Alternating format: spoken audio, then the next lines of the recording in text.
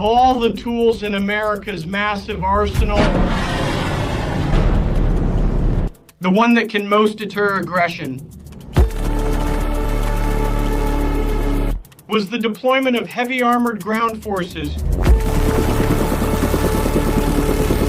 near a theater of conflict.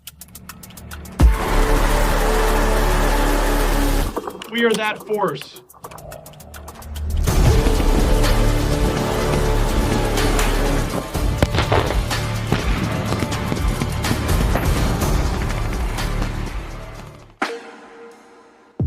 The United States has decided to open wide the doors of its military arsenal and send more weapons to Ukraine. After hearing what he called nonsense from Vladimir Putin, Donald Trump decided to act firmly. The American president stated that, although Putin appears cordial, his actions indicate otherwise. For Trump, providing military support to Ukraine at this moment is not just about protecting an allied nation, but also a way to protect the United States against a possible Russian offensive in the future. Trump and Putin had been having frequent conversations. However, the American president was particularly bothered after the last phone call. Shortly after the call, Russia launched the largest airstrike against Ukraine since the beginning of the war. Putin's gesture was seen as a direct provocation, and Trump's response came in the form of financial resources and heavy military power. Welcome to life in the barracks.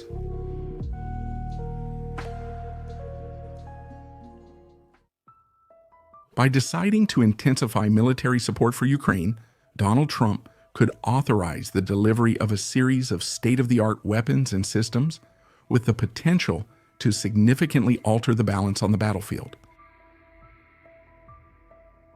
Among the main equipment, the F-16 Fighting Falcon jets stand out, as they are versatile aircraft and can be used for both ground attack missions and air defense. In addition, the MQ-1 Sea Gray Eagle drones would be essential for reconnaissance operations and surgical strikes, since they have a flight autonomy of over 24 hours and can carry air-to-ground missile 114 Hellfire missiles. The delivery of Tomahawk cruise missiles would also be of great value, with a range of up to 1,600 kilometers, capable of hitting targets with extreme precision, even in heavily protected areas.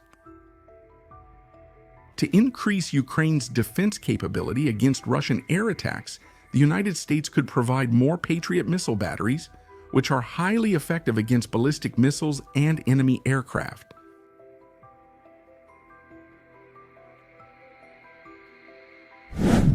Another important reinforcement would be the M777 155mm howitzers, which offer great mobility and precision in long-range artillery operations. The combination of these systems would represent a qualitative leap for the Ukrainian armed forces, providing greater response capability in the face of Russian offensives and strengthening the country's position in the geopolitical scenario. This sudden change by the United States government is seen as yet another demonstration of Trump's strategy, being unpredictable. A decade ago, he was already signaling that his geopolitical approach would include unexpected breaks and high-impact decisions. And now, in a moment of global tension, he responds with an unprecedented military buildup. A few weeks ago, Trump had drastically reduced the transfer of funds and weapons to Ukraine, claiming that diplomacy should prevail. But with the Russian escalation, he backed away from his initial position and ordered a full support offensive. It's the classic put on the jacket, take off the jacket style of government, often used strategically. The talks with Putin have pushed the patience of the American government to its limit.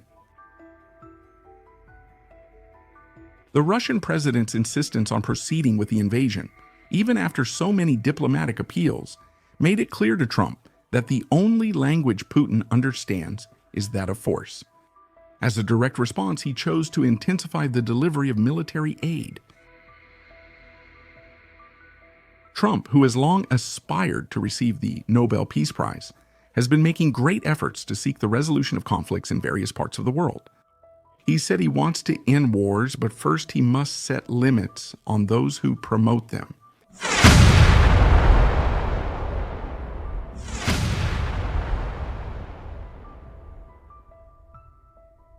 Global tensions have reached alarming levels.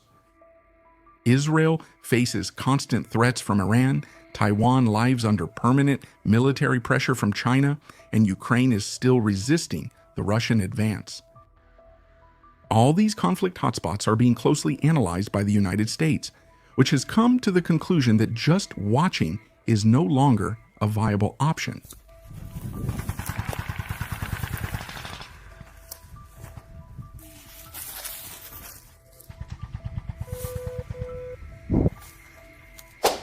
During the presidential campaign, Trump even stated that he would end the war in Ukraine in just one day. But now, when faced with the complexity of the geopolitical scenario, he realizes that reality is much more difficult than he imagined.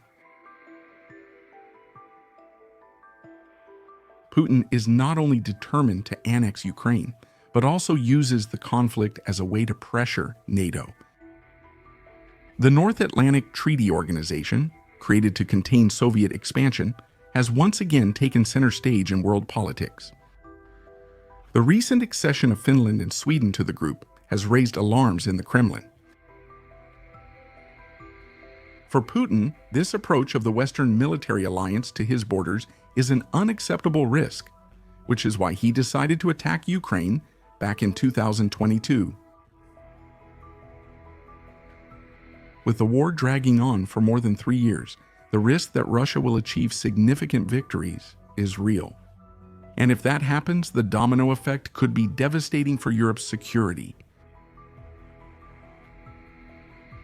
That's why the United States decided to further strengthen Ukraine's defense, preventing the conflict from spreading to other countries.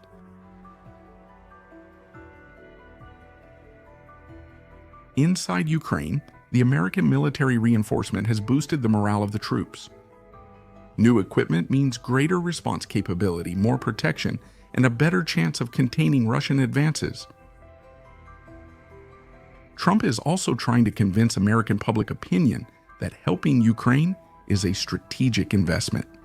He claims that allowing Russia to win would create dangerous gaps in the global balance of power, encouraging other authoritarian countries to test the limits of the international community.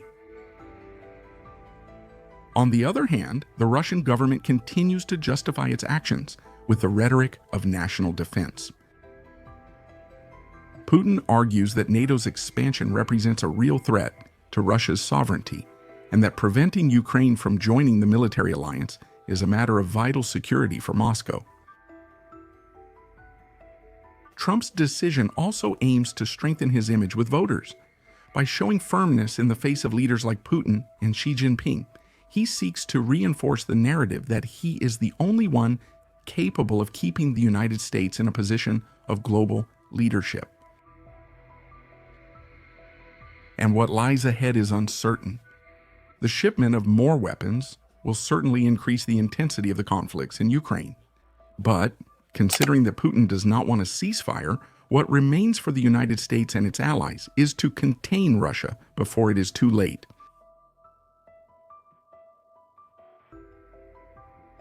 Life in the Barracks keeps you up to date with the latest in the military world.